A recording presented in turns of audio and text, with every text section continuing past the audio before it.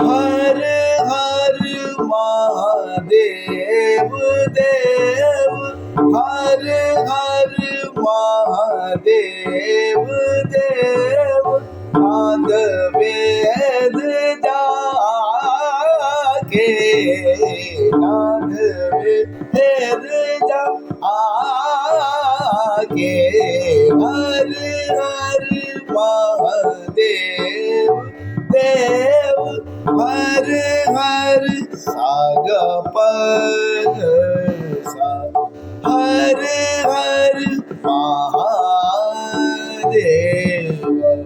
हर हर साग पग सा, हर हर महादेव, हर हर सा ग ग प ग सा, हर हर महादेव, हर हर महादेव देव, हर हर ग प नि द सा नि प, हर हर महादेव, हर हर महादेव, हर हर महादेव, हर हर महादेव देव, हर हर पपनी सद नि ध सा नि प, हर हर पपनी सद सा नि ध सा नि, हर हर महादेव, हर हर महादेव, हर हर महादेव देव, हर हर हर हर महा, हर हर महा, हर हर महादेव देव देव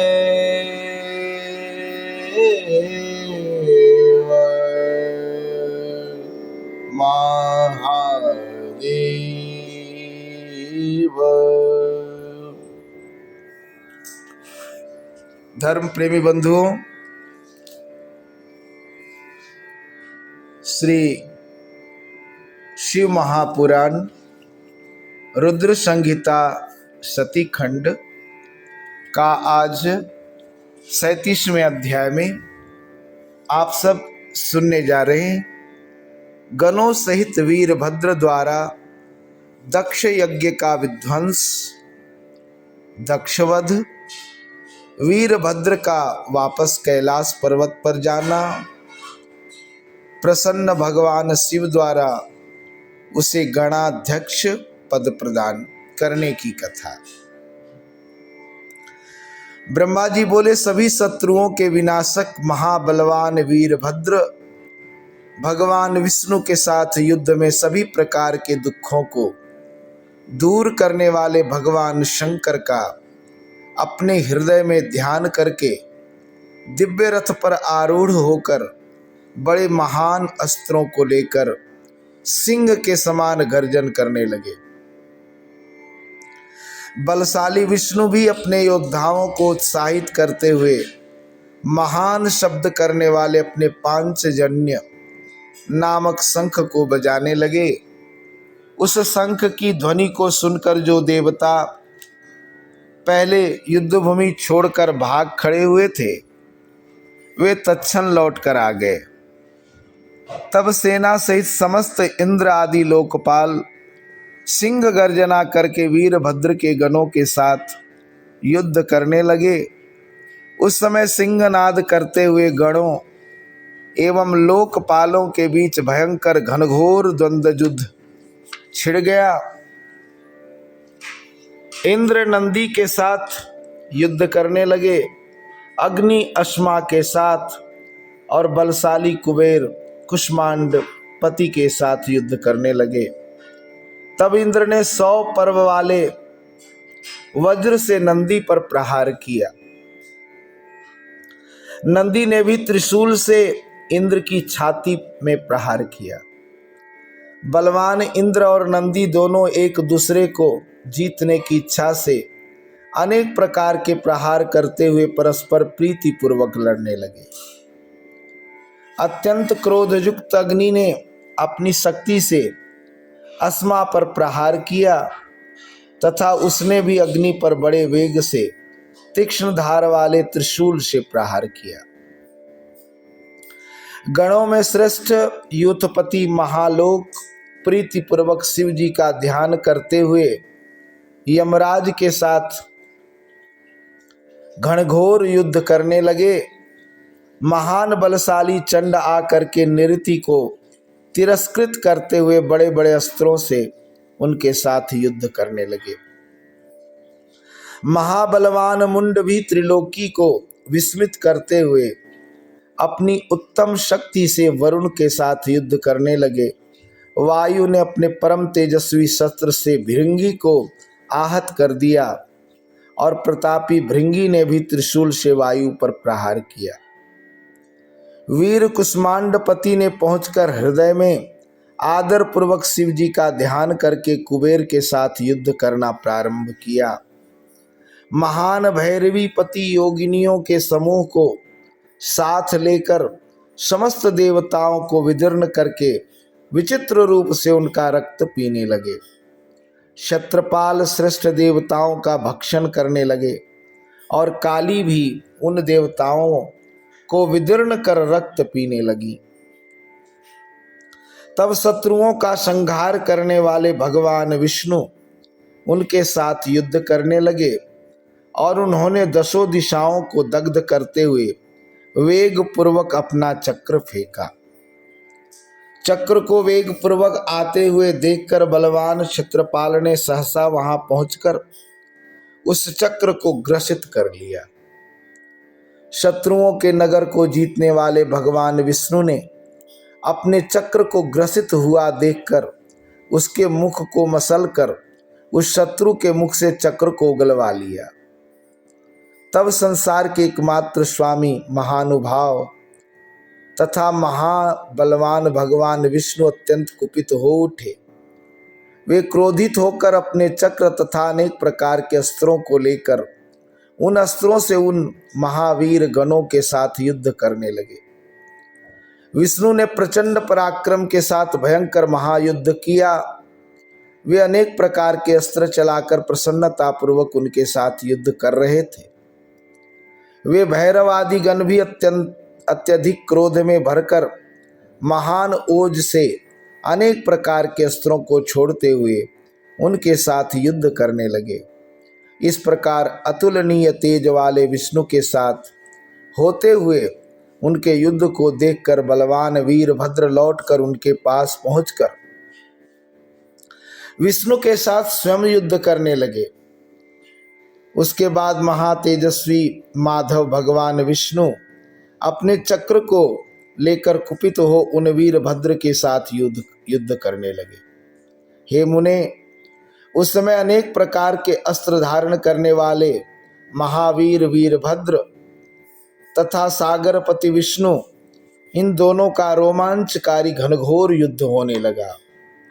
विष्णु के योग बल से उनके शरीर से शंख चक्र और गदा हाथों में धारण किए हुए असंख्य वीरगण प्रकट हो गए। विष्णु के समान ही बलशाली तथा नाना प्रकार के अस्त्रों को धारण किए हुए वे वीरगण वार्तालाप करते हुए वीरभद्र के साथ युद्ध करने लगे। वीरभद्र ने भगवान शंकर का स्मरण करके विष्णु के समान तेजस्वी उन सभी को अपने त्रिशूल से मारकर भस्म कर दिया।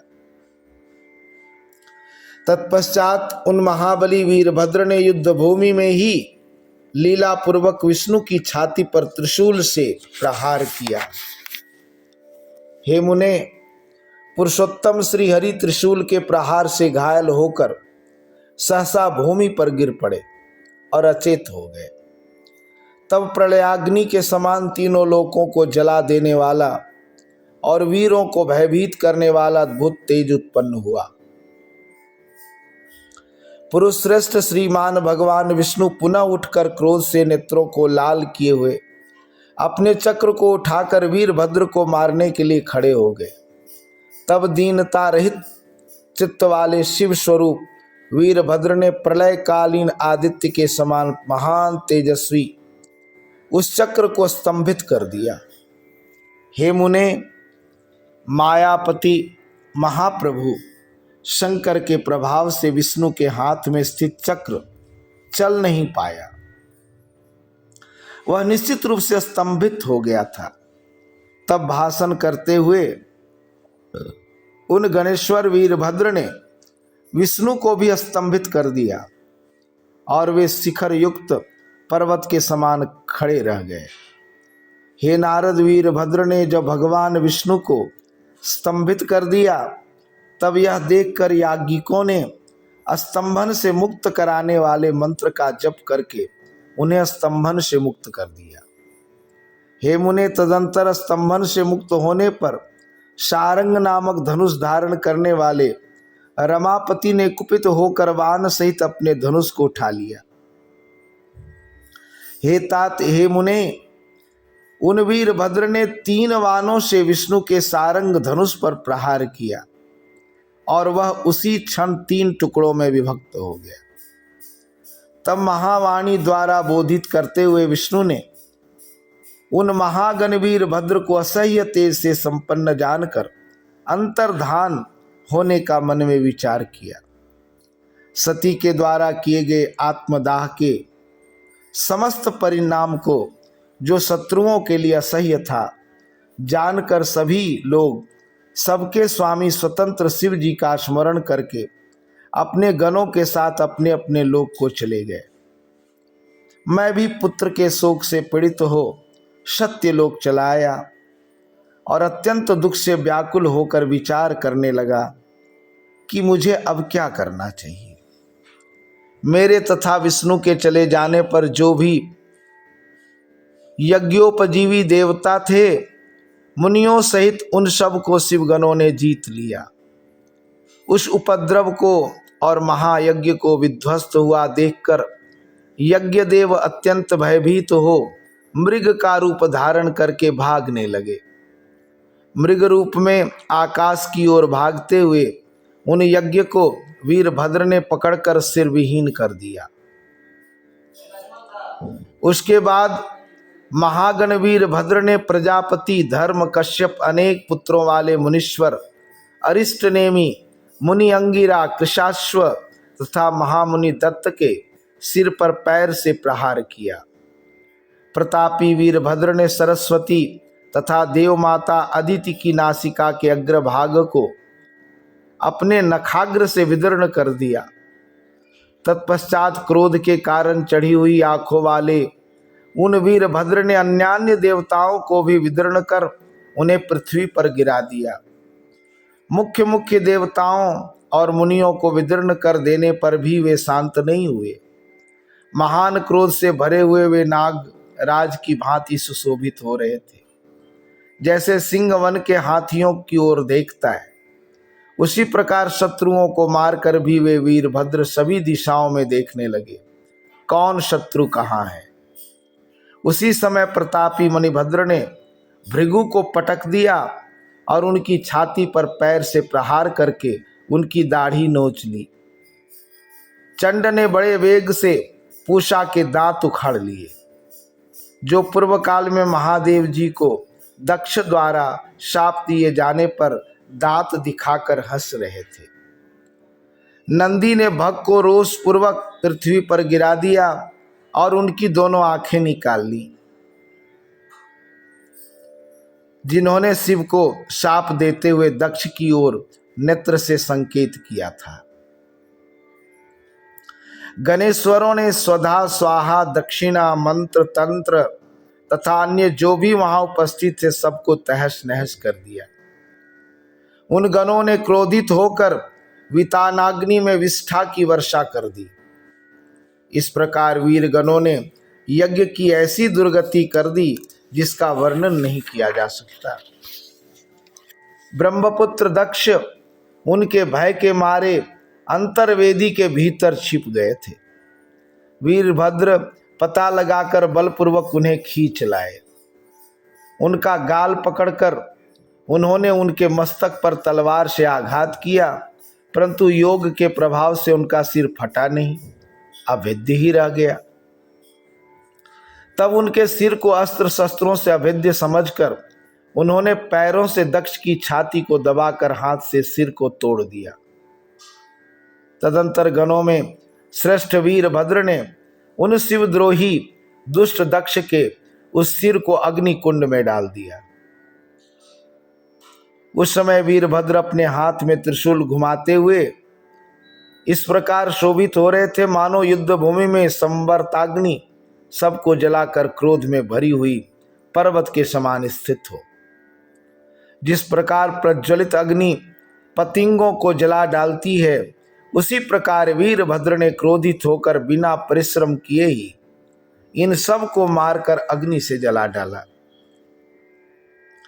तत्पश्चात दक्ष आदि को जलाकर वीरों की शोभा से युक्त त्रिलोकी को गुंजित करते हुए वीरभद्र ने भयानक अट्टहास किया। तदंतर वहां गणों सहित वीरभद्र के ऊपर नंदनवन की दिव्य पुष्प वृष्टि होने लगी। शीतल सुगंधित तथा सुखदायक हवाएं धीरे धीरे बहने लगी और उसी के साथ देवताओं की दुंदुभियां बजने लगी। तदंतर घोर अंधकार का नाश करने वाले सूर्य की भांति वे वीरभद्र दक्ष और उनके यज्ञ का विनाश करके कृतकार्य हो तुरंत कैलाश पर्वत पर चले गए। कार्य को पूर्ण किए हुए वीरभद्र को देखकर परमेश्वर शिव जी मन ही मन प्रसन्न हुए और उन्होंने वीरभद्र को गणों का अध्यक्ष बना दिया।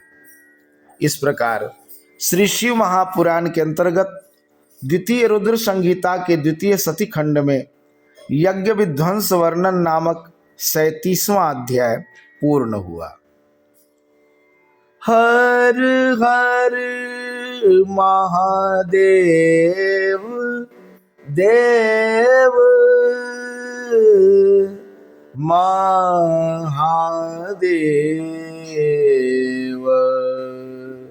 महादेव।